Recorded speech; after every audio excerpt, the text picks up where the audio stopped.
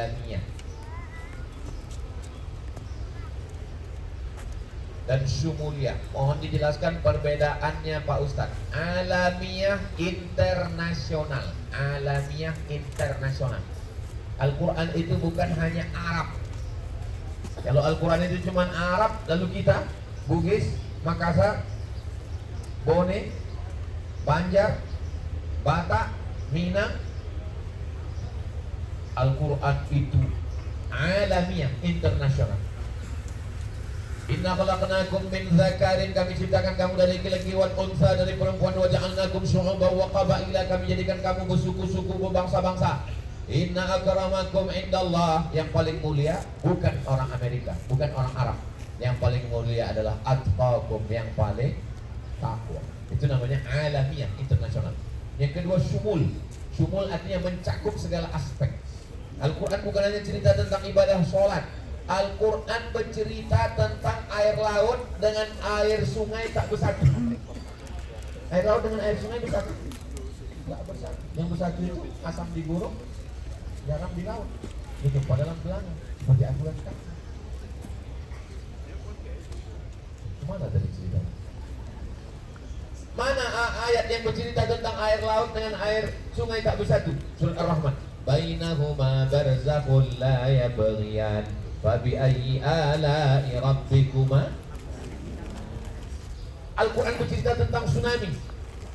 Idza sama'un fatarat, langit terbelah. Al-Quran bercerita tentang global warming. Sekarang ini katanya lapisan ozon itu bocor. Karena lapisan ozon bocor, lalu es yang ada di kutub selatan, kutub utara mencair. Makanya banjir, air laut naik, permukaan Jakarta sudah naik. Makanya jalan lebih rendah daripada laut.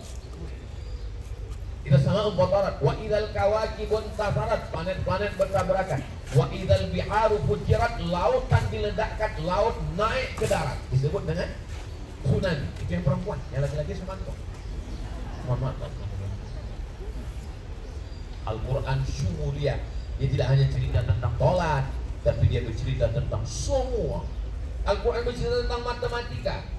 Mana? Ashabul Kahfi menginap di dalam gua. Salah sami adewandadu tis'an, 309 tahun. Loh kok 309? Karena kalau dihitung menurut Muharram, Safar, Rabiul Awal, Rabiul Akhir 309. Tapi kalau dihitung menurut Januari, Februari 300. Kok bisa 300 dengan 309? Karena dalam 1 tahun 11 hari berlebih, maka dalam 300 tahun berlebih 9 tahun. 300 itu bukan ada orang mengambil, itu burung. Itu takut juga ada orang berhukum rajam itu dasar. Fase travel. Bagaimana menerima dengan ikhlas atas ketentuan Allah tentang belum punya keturunan. Perempuan yang sudah divonis mandul tidak akan punya anak. Perempuan itu namanya Sarah. Siapa namanya? Sarah. Akhirnya apa yang terjadi? Nabi Ibrahim menikah dengan Hajar, lahir anak laki-laki namanya Ismail. Umur Nabi Ibrahim 86 tahun. Setelah Ismail berumur 13, lahir anak dari Sarah yang sudah dikatakan orang tak mungkin punya anak. Waktu itu umur Nabi Ibrahim 99 tahun. Tak ada yang sulit bagi Allah. Innama amruhu idza arada syai'an ayaqula lahu kun. Kalau memang mudah, kenapa kami tak punya anak? Allah ingin sujud kita lebih lama. Allah ingin kita meneteskan air mata. Allah ingin kita lebih khusyuk berdoa. Minta kepada Allah SWT. Hubungan kita dengan Allah ini dua. Yang pertama, husnul. Aku serahkan kepada Allah. Yang kedua adalah ridho, menerima takdir Allah. Tetap ada usaha.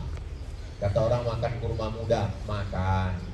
Kata orang makan toge, buat jus toge. Kata orang makan kacang-kacang, makan. Ini katanya ada usaha untuk bayi tabung, pakai. Itu usaha saja. Tapi ketentuan adalah pada Allah. Tidak ada yang sulit, tak ada yang payah bagi Allah. Inna ma'amruhu idza arada syai'an. Selama di sini sholat hajat banyak-banyak. Usolli sunnatal hajat, hajatnya supaya diberikan keturunan. Baca Yasin. Pas pada ayat innama amruhu idza arada syai'an ayaqula lahu kun fayakun. Mintakan berkat kun fayakun. Waktu ziarah ke makam Nabi, aku memohon kepada Engkau ya Allah, mohonnya kepada Allah. Aku mohon kepada Engkau ya Allah, berkat kemuliaan Nabi Muhammad, berikanlah aku anak yang soleh dan soleh.